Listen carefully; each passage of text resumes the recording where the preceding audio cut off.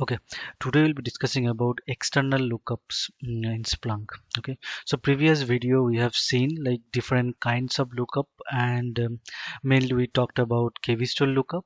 So in this video we'll try to see how external lookup works. So working wise, fundamentally the external lookup, KV-store lookup, CSV lookups all work in same way functionality wise, but their internal implementation is different.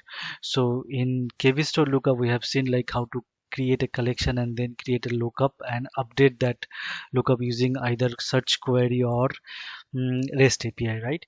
So in external lookup we basically run a script. Generally it's a Python script or a executable binary executable script like C++ program as well. You can write a program which basically do the work of that lookup. Okay, we'll see how to implement them as well. Now the implementation wise, the internal implementation wise, the the lookup, the external lookup works in a little bit different way, where in previously we have seen for other kinds of lookup, right? KV store or CSV, uh, we need to provide a lookup command, then um, we are sending that column name, right, where in our event the column which holds our data for which you want to do the lookup, right? And then there is a output new. We are from the lookup we are basically gathering the creating that another field which holds that value of the corresponding value in the lookup file.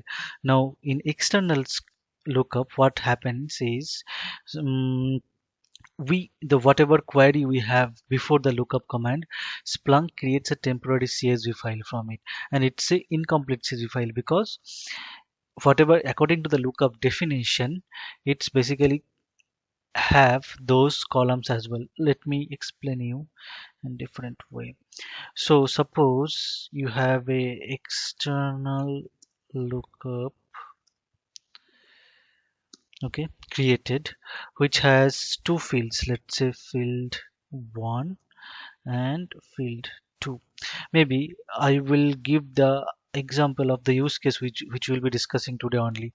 So in KV store also we have seen like the movie genre ID and genre name. We did the lookup. We'll implement the same stuff over here as well. So let's say I have in my lookup definition I have genre ID and genre name, right? Genre name, these two fields in my definition, lookup definition. Okay, so now in my query where we want to basically do the lookup, we have a field which basically holds the value of the genre ID, right? So now when we will in the query, suppose we have some base query, right? And after that we have a lookup command, right? Lookup command here, when this lookup command runs, so basically Splunk creates a temporary CSV file, okay, with these two headers, genre ID and genre name. Okay, now genre ID will hold the value of this genre ID field, right? So whatever in our query we have, suppose 18, 26, those values, right? Now genre name, there is no value till now until unless it is running the code for the external lookup, so it keeps it blank. So the initially when the CSV file it generates, it has the structure like this. Genre ID will have the data from our code, from our query, base query, where we have the genre ID field values. Genre name will be blank, so that's why it's an incomplete CSV. When the lookup code runs, the external lookup code runs, so this will fills up the CSV, fills up the CSV. Okay, so that means after the lookup runs, so it's correspondingly completes the CSV with, let's say this is animation, this is comedy, something like this. Then give this data back to Splunk. So that's why Splunk also able to create this new field genre name with these values. Okay, so this is how external lookup works. Now if you see in the query wise as well, I'll show it to you. In the other lookups command, you have the lookup, then lookup name, right? Then the field which we want to look up, right? In this case, let's say general underscore id is our field name as general id. This is how we used to write the code, right? Then output new the general name, right? This is what we have done for KVSTOR lookup. Now for external lookup, this part is not required because this is automatically handled by Splunk inside this code itself. So the query also looks little bit different for external lookup. So we'll see that one as well. So now before that, so as I said, external lookup requires a script, right? A Python script. Generally we'll be implementing today the Python script only. So we will do the same thing. So whatever command, this command output get gener star. So we have seen this before as well. So from our event data, that means in from the TMDB index, this gener ID will map to these names. Okay, so now Splunk provides a already sample external lookup Python code. Okay, inside this one etc system bin. Okay, if you see there is a file called external underscore lookup, so we will try to refer this file and modify accordingly based on our need. Okay, so for that I'll just copy this file. Okay, and this file needs to be present in one of the places, either in etc there should be a folder called search scripts. Okay, if it is not there, you can create it, or you can put it inside your corresponding apps. As I am already doing it for the TMDB app, so I'll be providing inside the TMDB app bin folder.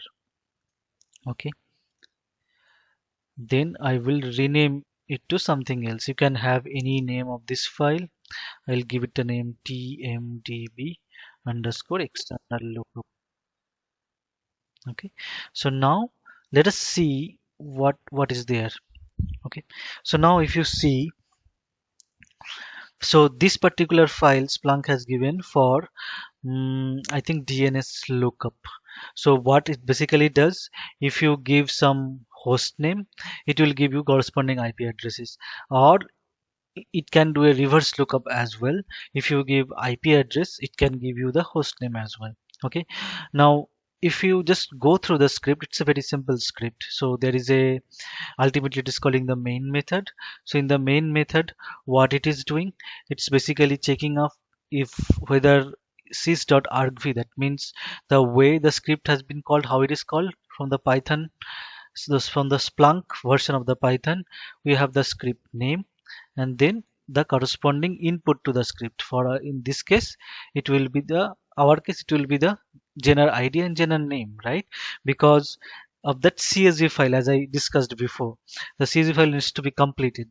So that's why it is checking whether I have the script name and only two inputs present or not. If it is not, the script won't run, it will just exit there only. If it is everything is fine, we have our script name. We'll see where to define this one. Then it is basically taking the host field and IP field of this first value and second value, right? Then this is how Splunk is basically um, creating the initial CSV file called sys.stdin. Okay, this is the in file, and the out file will be sys.stdout. Okay, so whatever we will be discussing about. Okay, so we'll see how we'll be writing the new code, new values to the out file, and we'll be reading the new from the existing values to the from the in file. That's why if you see there is a CSV dict reader, it has implemented. So it's a by Python CSV module only. So if you see above, it's a CSV module only. So CSV module has a dictionary reader, so you can So by this code, basically what it is doing, for each and every row, the column and the corresponding value will be created as a key value pairs, dictionary values. So that is R, right? Header means the file header name. R dot field names will be giving that one. Then we are basically creating a writer where using the dict writer again, similar way. So we are mentioning the out file, right? And the field names, whatever field names, what the header I need to put over there, we are putting that. And if you see the w.write header is basically first we are writing that header itself. Okay. So now, so let us just understand the script once. Then you are basically looping through each and every row and then correspondingly looking up the value. Either if we're giving host field, then correspondingly we are looking for the IP address values. If we're giving IP field, then we are looking for the host field values. And then if you see for the host field values, it is calling the lookup program. This is a simple program. For our case, the definition will be different, but it is not a it is not you can give any name over here.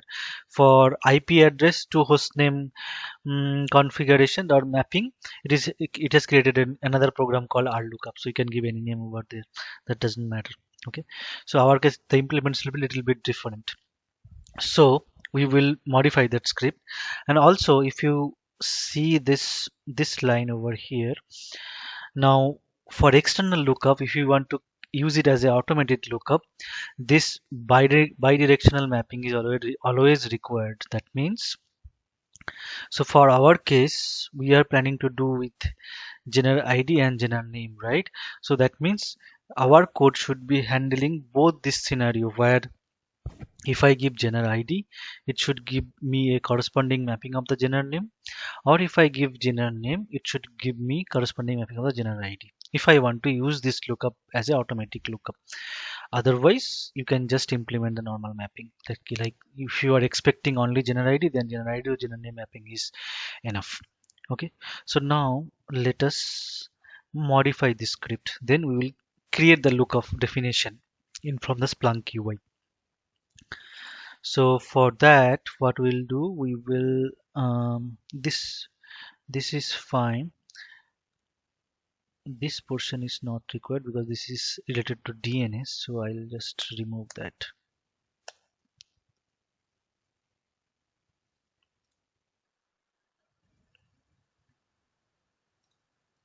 Okay, then we'll first go to main method, we'll do the corresponding changes. So this line, as I discussed, so no change is required because our script also have the similar structure. Only thing is that our script name is tmdb underscore external underscore lookup, right? So we'll do that one. Then we do not have host and IP, we have general name and general ID, right? So we'll do that one, general ID field, and then we have our general name field. Okay, now similarly, so the first is the general ID I am expecting, so I will be taking that as a general ID. Second argument I'll be taking this as a general name. Okay, now in file it is fine, perfectly fine, because that's the one when before the lookup command, whatever code, whatever results that we're working on, that will be under in file. Out file is fine. This is also fine because this is the where we are reading that in file, as I said. So this is the header, this is also fine. Here we're creating the writer for the out file, so this is also fine. Here we are writing the header, this is also fine. Here we are looping through this R, right? This is the in file. Now if you see, the perform the lookup or reverse lookup if necessary. So this is the whole code. Now if you see, there are three conditions over here. Now in our field, so in our result set, if we have both this field like general ID and general name already there, then we do not need to do any lookup, right? We'll just send the data as is. So that's why if you see, the first condition is talking about, so our case, instead of host field, it will be general ID,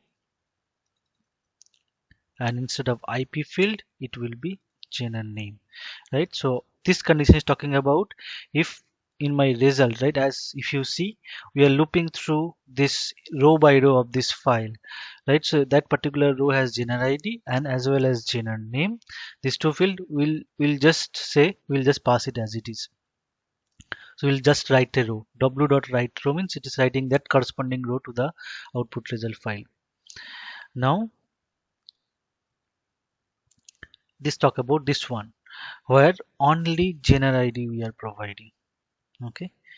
So here we need to get the, so we'll say genre ID provided, add genre name, right?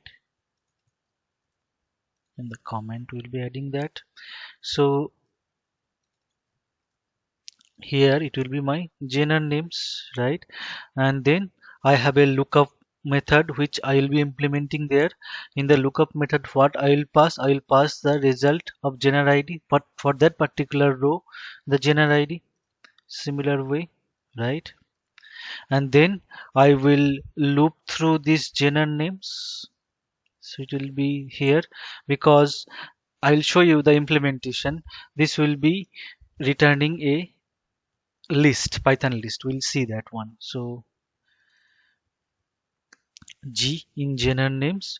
So I'll say my result dot genre name field should be something. Okay. I will see it. It will be basically this one. We'll see that one, the implementation wise. Then we will write the result. Okay. Now similarly, when I will be providing the genre name field, okay.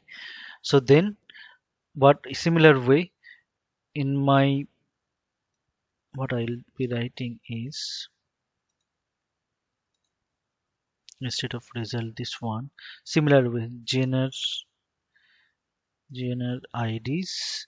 So here I will be providing the result.genre name field the similar way we did it over here.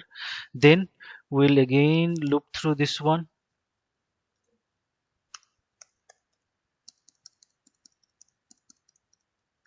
Okay, so in this case it will be genre IDs, so I will be providing GI over here, just a name. Okay, similar way, then I will say result dot genre ID will be that value. We'll see that one first. We'll just constructing our skeleton here.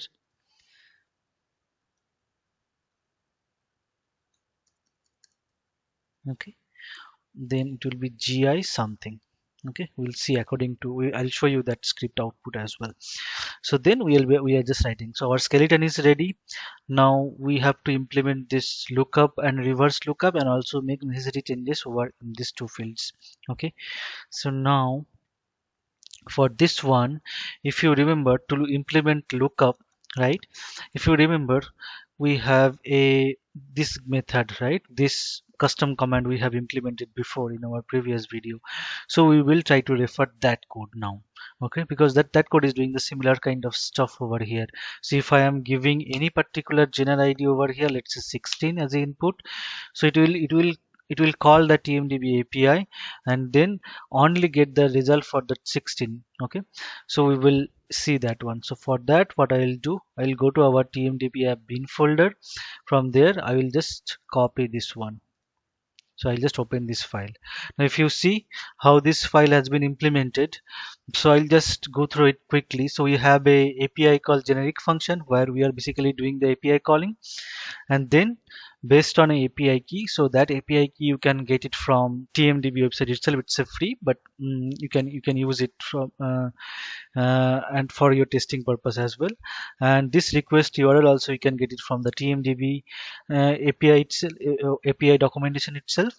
And then we are basically calling this API using this method we have created before, and then we are checking it out first, like we are looping through the all the general list and checking it out whether we have provided a particular general ID or we have provided star. In case of star, we are basically getting all the general IDs. Instead of particular general ID, we are getting a single general ID. And if you see, this method is returning a list. So that's why we are looping through over here. We'll be looping through over here. Okay, so I'll just copy this method as is. So we'll just keep it over here.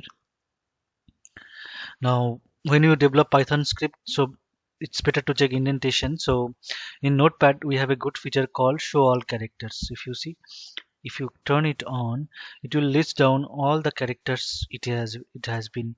So this dots means a single space. So this is how I generally check whether it is properly indented or not. You can use any other programs as well, but I prefer this one. Okay, so we have that one. Then we can copy this code as is. Okay, now because get gener details inside the lookup, right? Now we can implement inside the try catch as well. So I'll just paste this code over here. Okay, so now two things we have to do. First is the indentation is not correct here, right?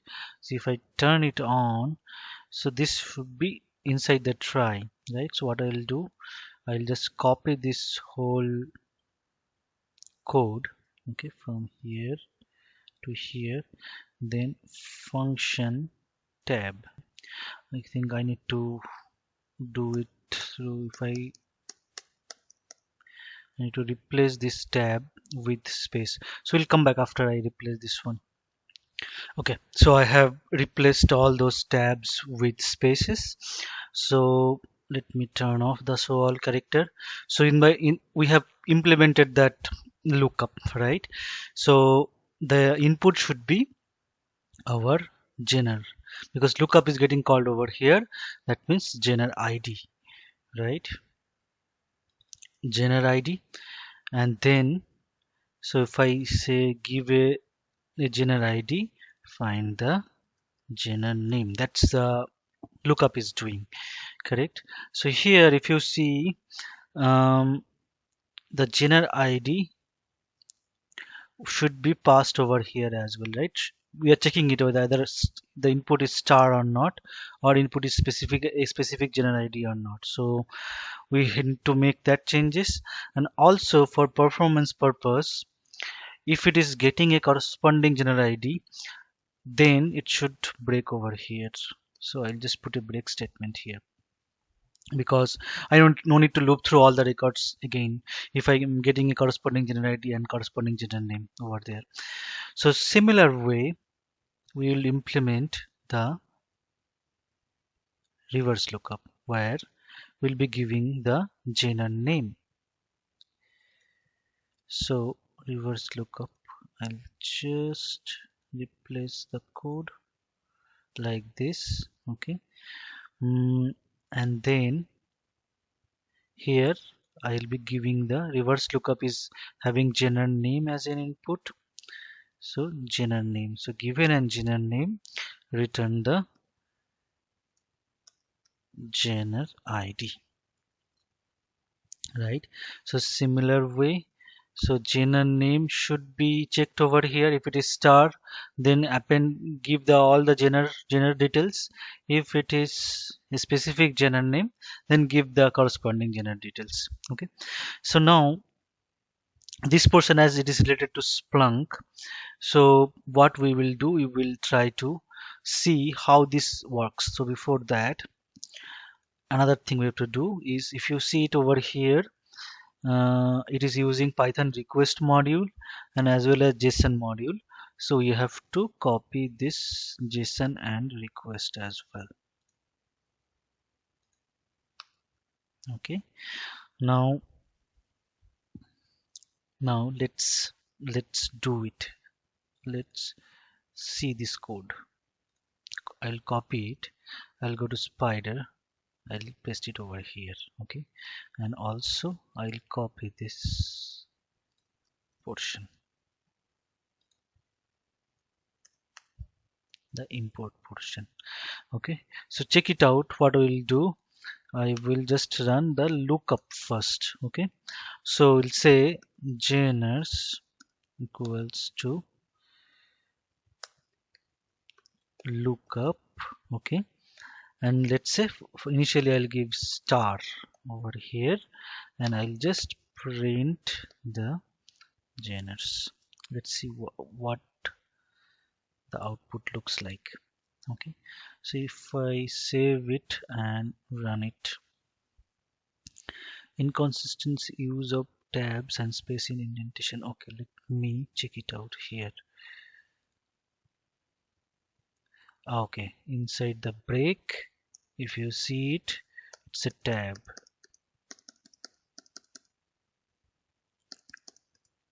Okay, save. I think similar stuff is over here as well. Save it. Okay, I think this looks good, so I'll just copy it again. So TMDB API call, lookup and reverse lookup. So TMDB API call, lookup, reverse lookup. Okay, save it, run it. So if you see, it's giving me a list of dictionaries. For each and every genre, it is giving me the ID and the corresponding name. So that's why if you see, the final output is a list. So that's why we are looping through it. Okay. And similarly, if I just gave a particular genre name, so I'll just clear this console and run it again. So it's giving me the only 16 details. So similarly, if I just, instead of lookup, let's test our reverse lookup. Okay, and I'll give animation here. Okay, so if I run it, it should give me the similar result, right? animation, animation. Now in the reverse lookup, let's see what's going on over there. It is not working. Okay, I got it. Here it should be genre name, this particular element, right? Because we are until dealing with genre name here. So now I think it should work. Yeah, it's working. So in animation, it is giving me the same dictionary. So similar changes we have to do it over here as well. So in the reverse lookup, it should be the name. Okay, so now let us complete our script over there. So lookup is getting called over here, right? So it is giving me for each and every genre ID a single array, and single list, basically with a single element of that particular genre name and the genre ID name. This is something like this, right? So if I loop through it, so G will contain this particular dictionary, right? ID and name, correct? So now result.genre name will be G name, correct? So that's why we'll be giving name over here. Okay, similar stuff over here when we are dealing with genre IDs. So genre, we are looping through genre IDs, the same details, same data we'll be getting over as well, but the genre name, okay, in this case this will be result dot genre ID, right? Genre ID, not genre name. So here we are providing the genre name, so a genre name, and we are basically giving the ID, so it should be ID. So we will change the name as well, comment. Okay, so I think our code is ready. We'll see if it is, if there is some issue or have, if there is some issue or not. So our code is ready. We have kept our code inside our app bin folder, correct? Now let us see how to create a lookup definition. So similar way, we'll be going to settings, lookups. As I said in my previous video, external lookup also do not need any lookup table files, so we'll directly go to lookup definition. From there we'll be clicking on new lookup definition. Destination app, we'll be selecting TMDB. Let's say we give it a name, TMDB tmdb underscore external. Okay, the lookup definition name. Okay, now it should be a external lookup. If you see, whenever I have selected external over here, it is asking me a command. The command should be in this format: the file name, in this case this one. Okay, it should be with .py. Okay, and then the two inputs of this file name, it should be gener id, gener name. Okay, and then the lookup supported fields will also be these two fields, right? And now if you see in the command, we need to give these two things as a space delimited, but in the supported fields we need to give it as a comma delimited. You have to remember that. Okay, other two options are optional, so we'll not discuss today. As I said, the time-based lookup we'll see it in a separate video. We'll click on save. Okay, so as I did in my previous video as well, we'll just copy it over here. Okay, search it. Now permission, you have to set it up similar way. We'll put it in TMDB so that the configurations will be saved in TMDB app. Click on save. Okay, so now we have done that one. We will restart Splunk once. Okay, settings, server control, restart Splunk. We'll come back after this Splunk restart completes. Okay, Splunk restart completed successfully. We'll just log in there as well. Okay, so now we'll go to our TMDB app. Now we'll try to see our lookup is working or not. So we'll have our index, right? Index equals to tmdb underscore index. We'll do it for all time. Okay, there are 8 events. So as you have seen, my gener IDs are JSON array. So I'll do a mv expand on that. Mv expand gener IDs. Okay, and then I will rename gener ID as gener ID, and also there is a ID field which I'll rename it to movie ID. That is the one. Then I will take the movie ID. I will take the genre ID, similar stuff, and I will take the original title. Okay, now this is my initial data. Now we have to do the lookup, right? So lookup, what is my lookup name? So if I just go over here, setting lookups, lookup definition. So for TMDB, this is my external lookup, correct? So this is the one. And now as I said, we need to pass this gener ID, right?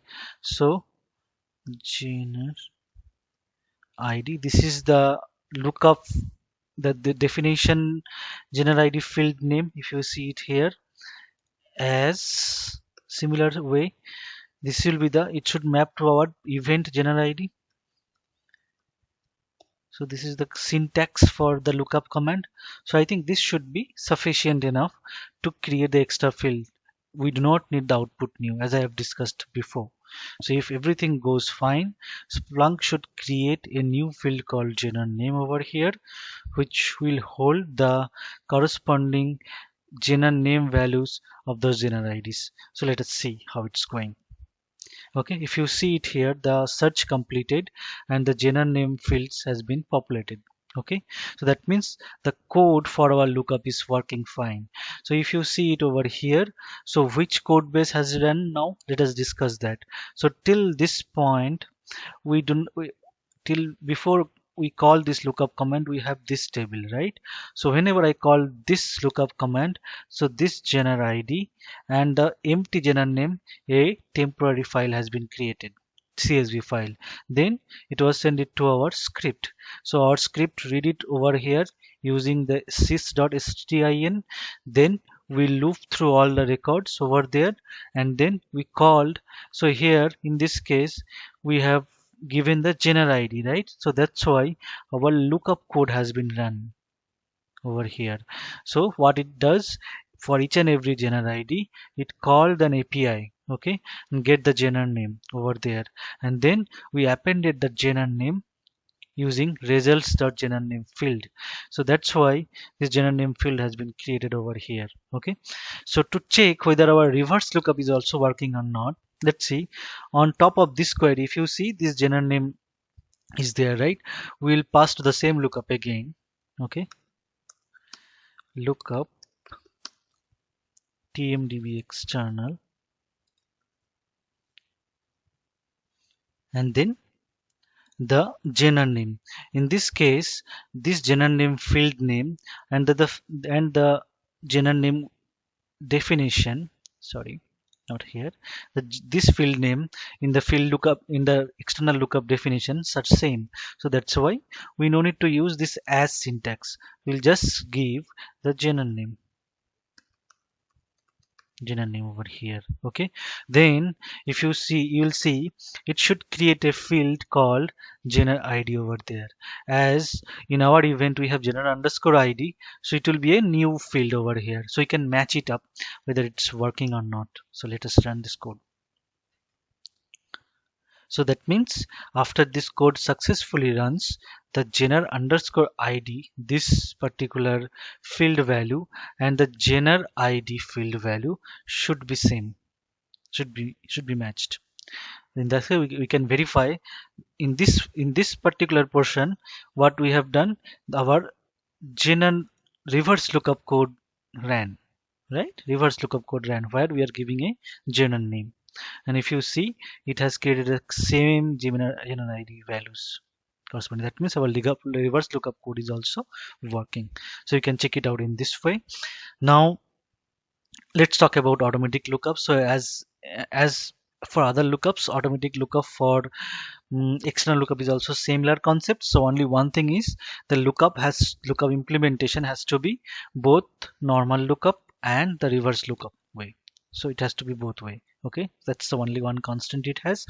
So now I'll give you another scenario over here. If you see it here, now in our data, gener id is a JSON array, right? Until and unless I am applying MV index, MV expand on this, we won't get the individual gener id values, right? So in this case, this is not a good idea to implement automatic lookup, because anyway automatic lookup will be failing over here because it won't be able to parse this JSON array. So for that, what I have done, I just created a dummy data. So that's why I just told you this is not the proper scenario where you should implement automatic lookup. Automatic lookup should be implementable where your gener id field has singular values over there. So that's why I have created a normal data just to show you that it's working. It just have some movie id and the gener id field. So I have indexed it in our main index. Okay, so now if you see it here, so now we will create the automatic lookup. Okay, so we'll go to settings, similar way, lookups, automatic lookup. Okay, and then we'll choose new automatic lookup. App will be tmdb. Now we'll say auto underscore external as a name of the lookup. So lookup table will be our tmdb underscore external lookup. Source will just as we did in the previous video for KV store, we'll just did it for this source. I'll just copy it for simplicity purpose, movie list. Then similar way for our search query. So if I just show you our previous query, so this is how we did it for gener id lookup, right? So gener id here, that's the lookup field name.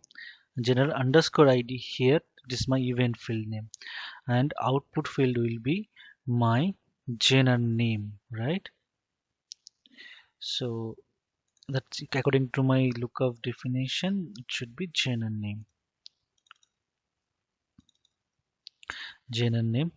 I think we are done. So now, if I just run index equals to main, as main index have that source, right, movie underscore detail. So, and for that source we have automatic lookup defined, automatic external lookup defined. So that's why the genre name field will be automatically created by Splunk. Okay, so this is how the automatic lookup for external lookup also works. Okay, so this is how you can work with external lookup. So external lookup gives you the flexibility of looking up, creating your own code for lookup purpose. So you will have much fine control over it. Okay, compared to other lookups. Okay, hopefully this will be helpful for you guys. See you in next video.